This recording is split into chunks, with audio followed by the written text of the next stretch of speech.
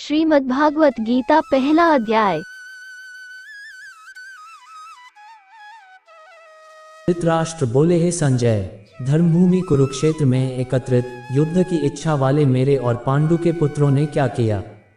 संजय बोले, उस समय राजा दुर्योधन ने व्यूह रचना युक्त पांडवों की सेना को देखकर और द्रोणाचार्य के पास जाकर यह वचन कहा, हे आचार्य, आपके बुद्धिमान शिष्य द्रुपद पुत्र धृष्टद्युम्न द्वारा व्यूहाकार खड़ी की हुई पांडु पुत्रों की इस बड़ी भारी सेना को देखिए।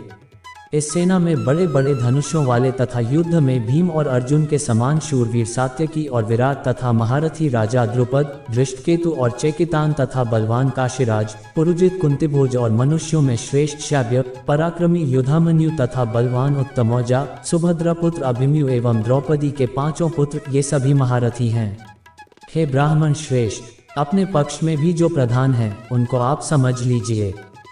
आपकी जानकारी के लिए मेरी सेना के जो सेनापति हैं उनको बतलाता हूँ। आप द्रोणाचार्य और पितामह भीष्म तथा कर्ण और संग्राम विजयी कृपाचार्य तथा वैसे ही अश्वत्थामा, विकर्ण और सोमदत्त का पुत्र भूरिश्रवा और भी मेरे लिए जीवन की आशा त्याग देने वाले बहुत से शूरवीर अनेक प्रकार के शस्त्रास्त्रों से सुसज्जित और सबके सब युद्ध में चतुर हैं। भीष्म पितामह द्वारा रक्षित हमारी वह सेना सब प्रकार से अजेय है और भीम द्वारा रक्षित इन लोगों की यह सेना जीतने में सुगम है। इसलिए सब मोर्चों पर अपनी अपनी जगह स्थित रहते हुए आप लोग सभी निसंदेह भीष्म पितामह की ही सब ओर से रक्षा करें। कौरवों में वृद्ध बड़े प्रतापी पितामह भीष्म ने उस दुर्योधन के हृदय में हर्ष उत्पन्न करते हुए उच्च स्वर से सिंह की दहाड़ के समान गरज कर शंख बजाया। इसके पश्चात शंख और नगारे तथा ढोल, मृदंग और नरसिंघे आदि बाजे एक साथ ही बज उठे। उनका वह शब्द बड़ा भयंकर हुआ। इसके अनंतर सफेद घोड़ों से युक्त उत्तम रथ में बैठे हुए श्री कृष्ण महाराज और अर्जुन ने भी अलौकिक शंख बजाए। श्री कृष्ण महाराज ने पांचजन्य नामक, अर्जुन ने देवदत्त नामक और भयानक कर्म वाले भीमसेन ने पौंड नामक महाशंख बजाया। कुंती पुत्र राजा युधिष्ठिर ने अनंत विजय नामक और नकुल तथा सहदेव ने सुघोष और मणिपुष्पक नामक शंख बजाए।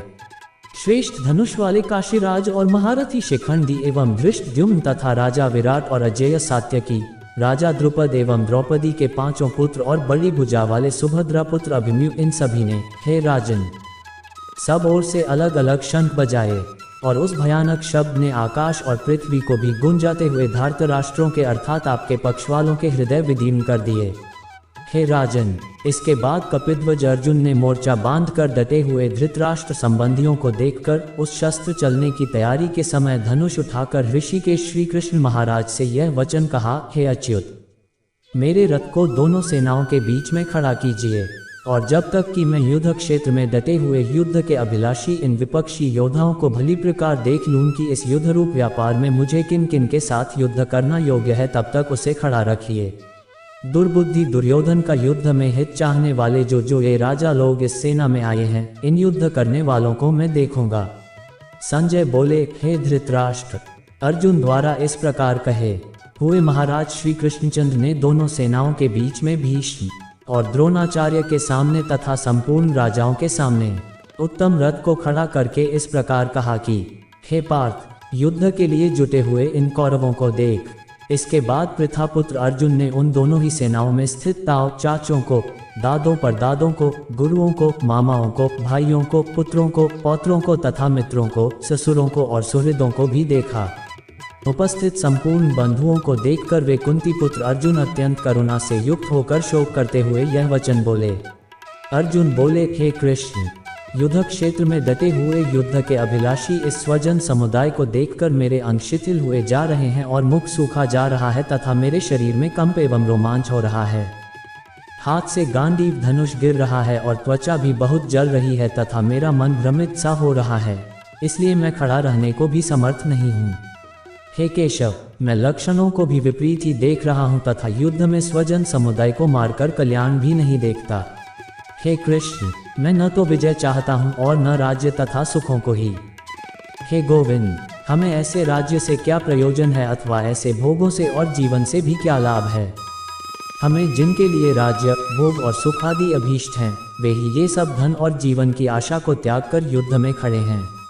गुरुजन, ताऊ चाचे, लड़के और उसी प्रकार दादे, मामे, ससुर, पौत्र, साले तथा और भी संबंधी लोग हैं। हे मधुसूदन, मुझे मारने पर भी अथवा तीनों लोकों के राज्य के लिए भी मैं इन सब को मारना नहीं चाहता, फिर पृथ्वी के लिए तो कहना ही क्या है। हे जनार्दन, धृतराष्ट्र के पुत्रों को मारकर हमें क्या प्रसन्नता होगी? इन आत्ताइयों को मारकर तो हमें पाप ही लगेगा। अतएव हे माधव, अपने ही बांधव धृतराष्ट्र के पुत्रों को मारने के लिए हम योग्य नहीं हैं, क्योंकि अपने ही कुटुंब को मारकर हम कैसे सुखी होंगे। यद्यपि लोभ से भ्रष्टचित हुए ये लोग कुल के नाश से उत्पन्न दोष को और मित्रों से विरोध करने में पाप को नहीं देखते, तो भी हे जनार्दन, कुल के नाश से उत्पन्न दोष को जानने वाले हम लोगों को इस पाप से हटने के लिए क्यों नहीं विचार करना चाहिए।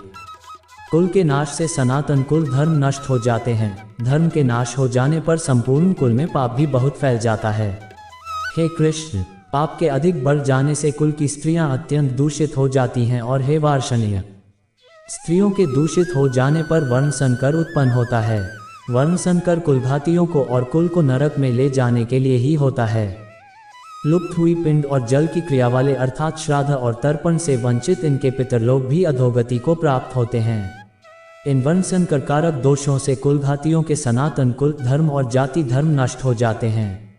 हे जनार्दन, जिनका कुल धर्म नष्ट हो गया है, ऐसे मनुष्यों का अनिश्चित काल तक नरक में वास होता है, ऐसा हम सुनते आए हैं।